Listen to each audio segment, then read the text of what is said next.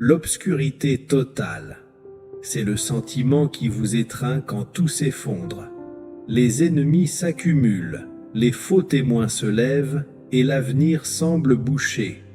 La peur est une prison dont on ne s'échappe pas par ses propres forces. Mais il existe une lumière que les ténèbres ne peuvent pas absorber. Le psaume 27 n'est pas une espérance timide, c'est une déclaration de guerre contre la peur. Il nous dit où fixer notre regard pour ne pas couler. Aujourd'hui, nous ne allons pas analyser nos peurs, nous allons proclamer notre lumière. Si vous voulez chasser l'obscurité de votre vie, likez cette vidéo. Abonnez-vous à Prière 365 pour marcher dans la lumière chaque jour. En commentaire, écrivez le mot lumière, car c'est votre héritage. Psaume 27 de David. L'Éternel est ma lumière et mon salut. De qui aurais-je crainte? L'Éternel est le refuge de ma vie. De qui aurais-je peur? Quand des méchants s'avancent contre moi pour dévorer ma chair, ce sont mes persécuteurs et mes ennemis qui chancellent et tombent. Si une armée se campait contre moi, mon cœur n'aurait aucune crainte. Si une guerre s'élevait contre moi, je serais plein de confiance. Je demande à l'Éternel une chose que je désire, c'est d'habiter toute ma vie dans la maison de l'Éternel, pour contempler la magnificence de l'Éternel et pour admirer son temple. Car il me protégera dans son tabernacle. Au jour du malheur, il me cachera sous l'abri de sa tente. Il m'élèvera sur un rocher. Et déjà ma tête s'élève sur les ennemis qui m'entourent. J'offrirai des sacrifices dans sa tente avec des cris de joie. Je chanterai, je célébrerai l'Éternel. Éternel, écoute ma voix, je t'invoque. Aie pitié de moi et exauce-moi. Mon cœur dit de ta part, cherchez ma face. Je cherche ta face, ô Éternel. Ne me cache point ta face. Ne repousse pas avec colère ton serviteur. Tu es mon secours, ne me laisse pas abandonner. Ne m'oublie pas, Dieu de mon salut, car mon père et ma mère m'abandonnent, mais l'Éternel me recueille. Éternel, enseigne-moi ta voie. Conduis-moi dans le sentier de la droiture, à cause de mes ennemis. Ne me livre pas au bon plaisir de mes adversaires, car de faux témoins se lèvent contre moi, et des gens qui ne respirent que la violence. Oh, si je n'étais pas sûr de voir la bonté de l'Éternel dans le pays des vivants. Espère en l'Éternel. Fortifie-toi et que ton cœur s'affermisse. Espère en l'Éternel. Le psalmiste ouvre ce texte par une affirmation qui démembre toute logique humaine. Il ne commence pas par une supplication ni par une complainte sur son état. Il commence par une déclaration de foi pure, une bombe spirituelle qui fait exploser les fondations de l'anxiété. Il s'écrie « L'Éternel est ma lumière et mon salut, de qui aurais-je crainte ?» Seigneur, je saisis cette vérité aujourd'hui comme une arme de guerre. Je déclare que tu es ma lumière. Ce n'est pas une simple étincelle, c'est une clarté éclatante. C'est le soleil de la justice qui se lève avec la guérison dans ses rayons. La lumière, c'est la révélation. C'est la capacité de voir. Dans les ténèbres, je trébuche, je me blesse, je me perds, je panique car je ne vois pas où je pose le pied. Mais tu es ma lumière. Tu dissipes les ténèbres de l'ignorance. Tu dissipes les ténèbres de la confusion. Je refuse de marcher à tâtons. Je refuse de vivre dans le brouillard de l'incertitude. Ta parole est une lampe à mes pieds, une lumière sur mon sentier. Tu éclaires mes chemins. Tu exposes les pièges que l'ennemi a cachés dans l'ombre. La lumière chasse la peur de l'inconnu, car tout devient visible. Je vois la solution, je vois la sortie, je vois la porte ouverte que tu as préparée pour moi. Je déclare que je ne suis pas un aveugle guidé par le hasard. Je suis un enfant de lumière qui suit la colonne de feu. Tu es aussi mon salut.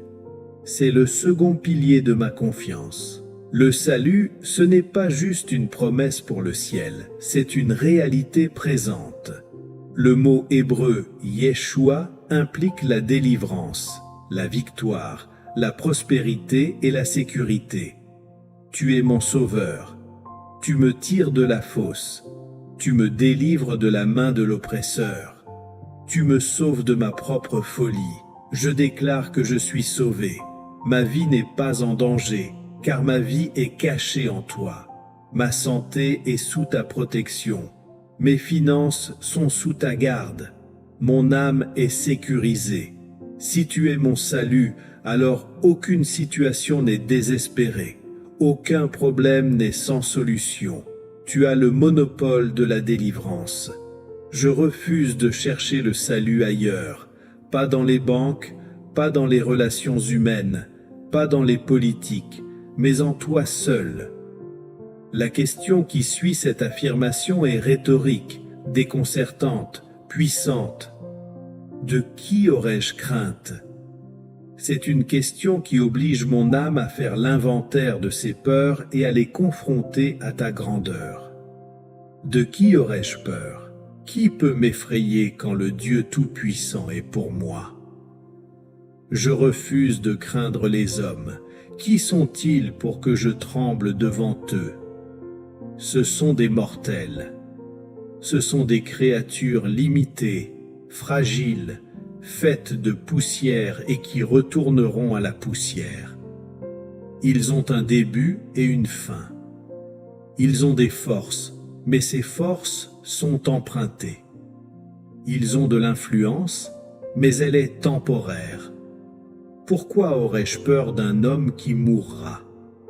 Pourquoi craindrais-je celui qui ne peut tuer que le corps, alors que toi tu as autorité sur le corps et l'âme ? Je refuse de craindre les circonstances. La maladie n'est pas mon maître, tu es mon guérisseur. La pauvreté n'est pas mon partage, tu es mon pourvoyeur. L'échec n'est pas mon destin, tu es mon succès. Je regarde les géants de ma vie, ces dettes immenses, ces diagnostics médicaux lourds, ces menaces juridiques, et je leur dis, vous êtes petits. Pourquoi ? Parce que je regarde la grandeur de mon Dieu. Tu es le géant qui combat pour moi. À côté de toi, l'armée adverse ressemble à une nuée de moustiques. Je ne minimise pas mes problèmes, je maximalise mon Dieu. Le psalmiste continue. L'Éternel est le refuge de ma vie. De qui aurais-je peur ? Tu es mon refuge. C'est un lieu de sécurité, une forteresse imprenable. Quand la tempête fait rage dehors, quand les vents hurlent, quand les éclairs déchirent le ciel, je suis à l'intérieur. Je suis à couvert. Je suis à l'abri. Je déclare que je suis réfugié en toi. Je ne suis pas exposé sur le champ de bataille sans défense. Je suis caché. Le mot « refuge » implique la paix, le repos, la sécurité. Je refuse la panique, je refuse l'agitation. Je rentre dans mon refuge. Ma vie, mon âme, mon cœur, mon être entier est gardé par ta puissance. Le texte aborde ensuite des scénarios de guerre extrêmes. Quand des méchants s'avancent contre moi pour dévorer ma chair, ce sont mes persécuteurs et mes ennemis qui chancellent et tombent. L'image est violente mais réaliste. Les méchants veulent dévorer ma chair. C'est la violence pure, l'attaque sauvage, l'intention de destruction totale. Ils ne veulent pas juste me blesser, ils veulent m'anéantir. Ils veulent détruire ma réputation, ma famille, mon ministère, mes finances. Mais je déclare le retournement de la situation. Ils avancent, mais ils chancellent. Ils arrivent en courant, mais ils tombent. Pourquoi? Parce que tu es ma lumière et mon salut. Ils se heurtent à ton mur de feu. Ils glissent sur le terrain que tu as miné pour eux. Leurs propres pieds les trahissent. Leurs propres armes se retournent contre eux. Je prie pour la confusion de mes ennemis. Qu'ils chancellent, qu'ils perdent l'équilibre, qu'ils tombent avant même d'atteindre ma position. Je déclare que l'attaque est brisée. Le projet de dévoration est annulé. Le loup ne mangera pas la brebis, car le berger est là, armé de sa fronde et de son bâton. L'apogée de la confiance est atteinte au verset 3. Si une armée se campait contre moi, mon cœur n'aurait aucune crainte. Si une guerre s'élevait contre moi, je serais plein de confiance. C'est le test ultime de la foi. Ce n'est plus un ennemi isolé, c'est une armée. Ce n'est plus une escarmouche, c'est une guerre. Une armée qui se campe, c'est une organisation militaire, des stratégies complexes, une puissance de feu massive, un encerclement total. Humainement, c'est la fin. Logiquement, c'est la défaite. Mais mon cœur n'a aucune crainte. Je déclare mon immunité contre la peur du nombre. Je ne compte pas les soldats ennemis, je compte tes promesses. Je ne mesure pas la taille de l'armée, je mesure la taille de ton trône. Tu es le Dieu des armées, tu commandes aux légions d'anges. Une armée humaine n'est rien pour toi, une coalition d'ennemis n'est qu'une poussière que ton souffle disperse. Mon cœur n'aurait aucune crainte. C'est une décision du cœur, je refuse d'avoir peur. Je refuse de laisser mon cœur s'affoler. Je refuse de laisser mon pouls s'accélérer face aux mauvaises nouvelles. Je refuse l'hypertension spirituelle causée par le stress. Je calme mon âme. Je la calme comme un enfant sevré auprès de sa mère. Ma stabilité émotionnelle est un témoignage de ma confiance en toi. Je serai plein de confiance. C'est une confiance active. C'est une assurance qui s'affermit dans la tempête. Plus l'ennemi crie fort, plus je me confie en toi. Plus l'orage est violent, plus je m'agrippe à toi. Je déclare que ma confiance n'est pas une émotion passagère, c'est une position spirituelle. Je suis campé sur le roc. Je suis ancré dans la vérité. L'armée peut camper, la guerre peut s'élever, mais je reste debout, calme, confiant, assuré. Tu es ma lumière, tu es mon salut, tu es mon refuge. Je ne tremblerai pas. Amen. La peur a été bannie par la lumière. Les armées ennemies ont été neutralisées par la confiance. Mais maintenant, une question cruciale se pose. Où vais-je? Quelle est ma destination? Quelle est ma stratégie pour le reste de ma vie? Face au danger, David ne demande pas des armes plus tranchantes. Il ne réclame pas des stratégies militaires complexes. Il ne demande pas des alliés plus nombreux. Il réduit toute son existence à une seule et unique priorité. Il déclare avec une ferveur inouïe « J'ai demandé une chose à l'Éternel, et je la désire. C'est d'habiter toute ma vie dans la maison de l'Éternel. Seigneur, je reçois cette demande comme un modèle pour ma propre vie de prière. Je réaligne mes priorités aujourd'hui. Trop souvent, je viens à toi avec une liste de courses spirituelles. Je veux la guérison, je veux le mariage, je veux l'argent, je veux la promotion. Ce sont des choses que tu peux donner et que tu donnes parfois. Mais ici, David me montre la chose unique, la chose nécessaire, la chose qui dépasse toutes les autres. Il désire la présence, il désire le lieu. Je déclare que je ne cherche pas d'abord la solution à mes problèmes, je cherche ta présence. Je ne cherche pas d'abord la bénédiction, je cherche le bénisseur. Je ne cherche pas d'abord la guérison, je cherche le guérisseur. Car si j'ai la solution sans ta présence, je suis vide. Si j'ai la richesse sans ta présence, je suis perdu. Mais si j'ai ta présence, j'ai tout. La présence est le summum de la bénédiction. Le texte dit « Je la désire ». C'est une passion, c'est une faim, c'est une soif. Seigneur, réveille en moi cette faim de ta maison. Que je ne sois pas un visiteur occasionnel de ta présence, un touriste spirituel qui passe le dimanche et repart vivre sa vie ailleurs. Je veux habiter. C'est un verbe de permanence, de résidence, d'installation. Je change mon adresse spirituelle. Je m'installe dans ta maison. C'est mon lieu de résidence fixe. Je ne dors plus dehors. Je ne campe plus sur le seuil. J'entre et je reste. Je désire habiter toute ma vie.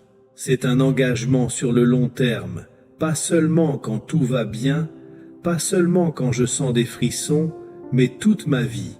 Dans les hauts et les bas, dans la santé et la maladie, dans la richesse et la pauvreté. Je déclare que ma vie est ancrée en toi.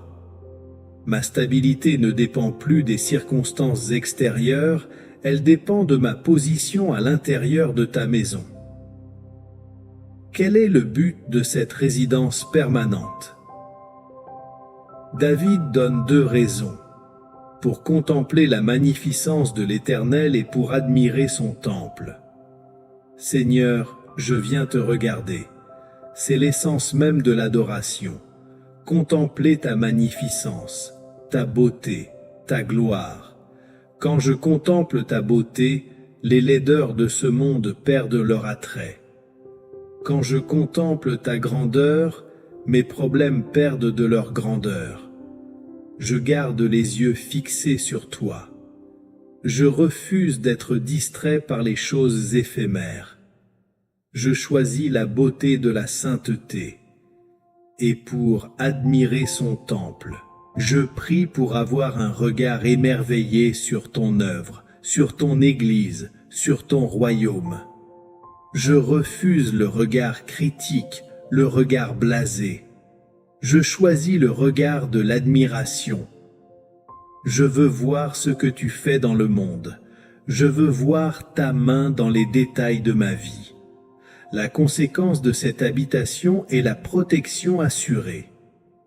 Le psalmiste ajoute « Car il me protégera dans son tabernacle au jour du malheur, il me cachera sous l'abri de sa tente, il m'élèvera sur un rocher. » C'est la sécurité absolue. Le jour du malheur est inévitable.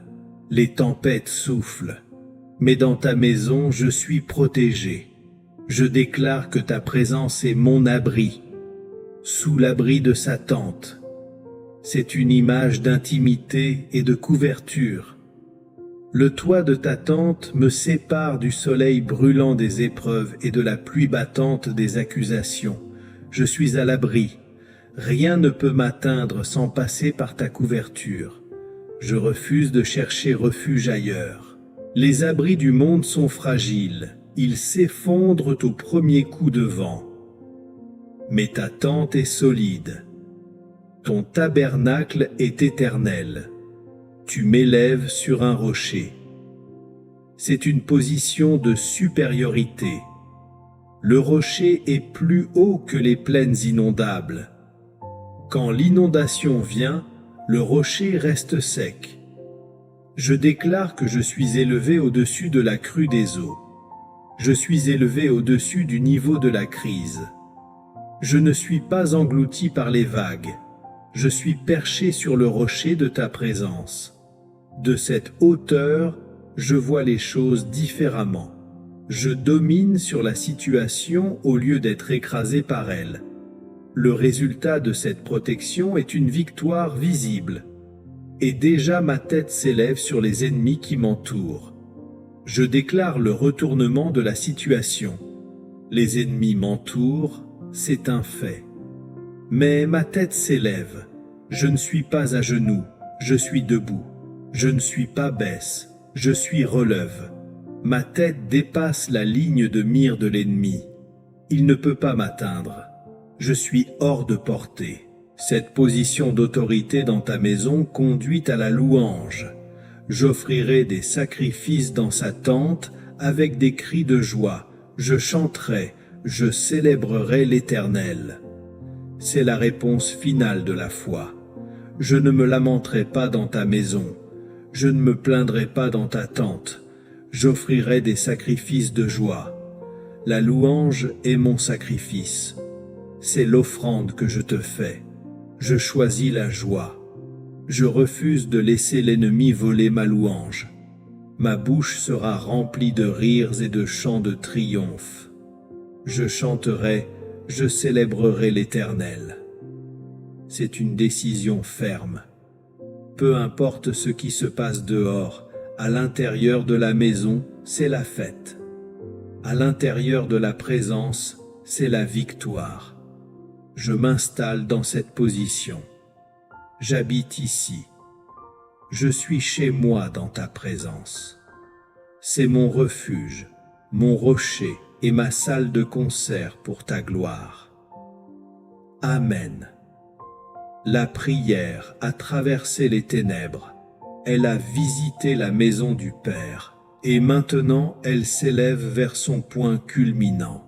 Le psalmiste termine par un ordre impératif, un commandement direct adressé non pas à Dieu, mais à sa propre âme. C'est le point de bascule de la foi. Il s'écrie avec une autorité qui défie la dépression. Espère en l'Éternel, fortifie-toi et que ton cœur s'affermisse. Espère en l'Éterne. Je prends cet ordre pour moi aujourd'hui.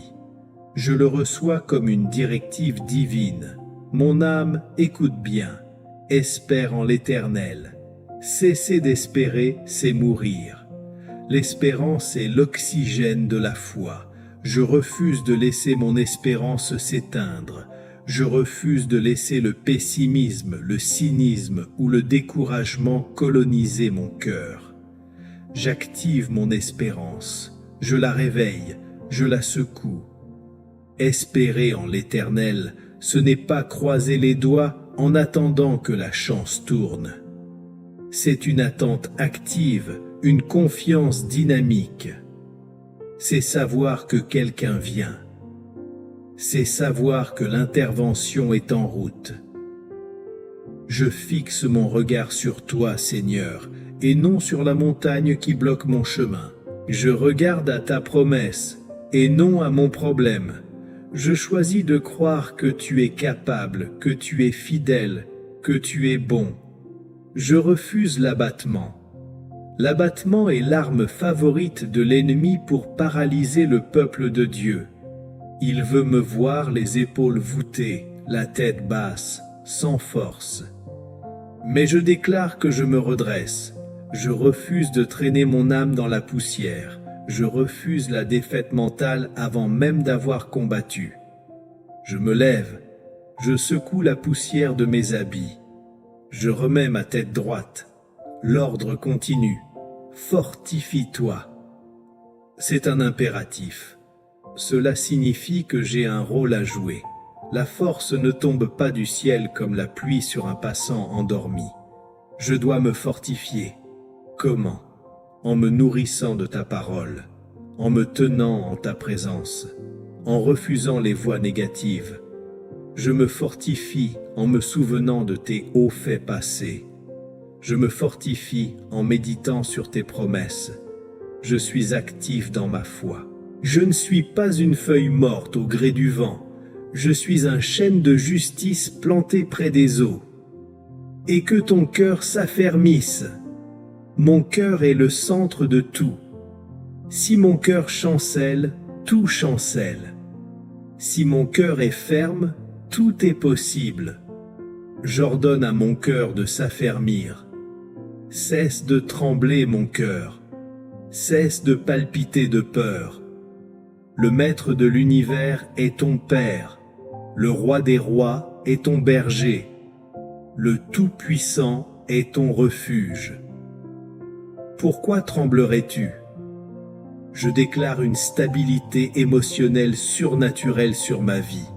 Je ne suis pas une montagne russe émotionnelle. Je suis stable comme le rocher. David enracine cette espérance dans une réalité douloureuse mais glorieuse. Il prie, car mon père et ma mère m'abandonnent, mais l'Éternel me recueille. C'est une réalité brutale pour beaucoup d'entre nous. L'abandon humain est l'une des blessures les plus profondes. Les gens sur qui nous comptions, ceux qui auraient dû nous aimer et nous protéger, ne sont plus là. Peut-être sont-ils morts, peut-être nous ont-ils trahis, peut-être nous ont-ils rejetés. La solitude est amère. Le sentiment d'être orphelin est écrasant. Je refuse l'esprit d'orphelin. Je refuse de définir ma vie par l'absence des autres. Mes parents peuvent m'abandonner. Mes amis peuvent s'éloigner. Mon conjoint peut me quitter. Mes enfants peuvent s'ingrat. Les hommes sont faillibles, limités et souvent égoïstes. Mais toi, Seigneur, tu es différent. Tu me recueilles. Tu es le Père des orphelins. Tu es le Dieu qui recueille l'abandonné. Quand tout le monde s'en va, tu restes. Quand la maison est vide, tu es là. Quand je suis seul dans ma chambre, tu es assis à côté de moi. Tu ne m'as pas oublié. Tu ne m'as pas rejeté. Tu m'as recueilli. C'est un verbe d'action. Tu m'as pris dans tes bras. Tu m'as adopté. J'ai une famille éternelle. Je suis un enfant de Dieu, héritier de Dieu et co-héritier de Christ. Cette identité est ma sécurité. Les hommes peuvent partir, Dieu reste. Je prie pour que cette vérité pénètre ma chair. Je ne suis pas seul. Je ne suis pas un cas désespéré. J'ai le Dieu de l'univers comme père, comme ami, comme tuteur. Je suis entouré de ses bras éternels. Je suis recueilli dans sa tente. Je suis accueilli à sa table. Le psalmiste enchaîne avec une prière pour la direction. Éternel, enseigne-moi ta voie, conduis-moi dans le sentier de la droiture à cause de mes ennemis. Seigneur, dans ce monde hostile, j'ai besoin d'un GPS divin. Je ne connais pas le chemin, je ne vois pas les pièges. Enseigne-moi ta voie, pas ma voie, pas la voie du monde, pas la voie de la facilité, mais ta voie. C'est la seule qui mène à la vie. Conduis-moi. Je te passe le volant. Je ne veux plus diriger ma vie à l'aveuglette. Je te suis. Je marche dans tes pas. Je ne dévie ni à droite ni à gauche. Pourquoi? À cause de mes ennemis. Ils observent. Ils attendent que je fasse un faux pas pour me dévorer. Si je sors du sentier de la droiture, je me mets en danger. Je refuse de leur donner une occasion de se moquer de moi ou de m'attaquer. Je marche dans la sainteté. Je marche dans la droiture. C'est ma protection. Ne me livre pas au bon plaisir de mes adversaires, car de faux témoins se lèvent d'aune contre moi, et des gens qui ne respirent que la violence. Je prie contre la livraison. Ne me livre pas, Seigneur. Ne me laisse pas entre leurs mains. Ils sont faux. Ils sont violents. Ils ne cherchent pas la justice. Ils cherchent ma perte. Ils respirent la violence comme l'air qu'ils inhalent. C'est leur nature. Mais tu es plus fort qu'eux. Tu es le berger qui protège ses brebis des loups. Je suis en sécurité entre tes mains. Aucune permission ne sera donnée à l'ennemi pour me détruire. La conclusion du psaume est une affirmation de foi qui traverse les siècles pour me rejoindre aujourd'hui. Oh, si je n'étais pas sûr de voir la bonté de l'Éternel dans le pays des vivants. C'est la certitude de la victoire ici et maintenant. Pas juste au ciel, mais dans le pays des vivants, ici, dans ma vie quotidienne, dans ma famille, dans mon corps, dans mes affaires. Je déclare que je verrai ta bonté. Je ne mourrai pas avant d'avoir vu ta délivrance. Je verrai la guérison. Je verrai la restauration. Je verrai la promotion. Je verrai la réconciliation. Je suis persuadé que le meilleur est devant moi. Je refuse de croire que c'est fini. Je refuse de croire que l'ennemi a gagné. La bonté de Dieu me poursuivra tous les jours de ma vie. Je m'attends à des miracles. Je m'attends à des tournants divins. Je termine par le cri final de la foi, répété 2 fois pour sceller la prière. Espère en l'Éternel. C'est mon dernier mot. C'est ma posture. C'est ma décision. Peu importe le temps que cela prendra, peu importe les obstacles, je garderai l'espérance. Mon cœur est affermi. Je suis fortifié. Je suis courageux. Ma délivrance est certaine. Dieu est sur le trône. J'ai gagné. Amen. Le psaume 27 a été proclamé.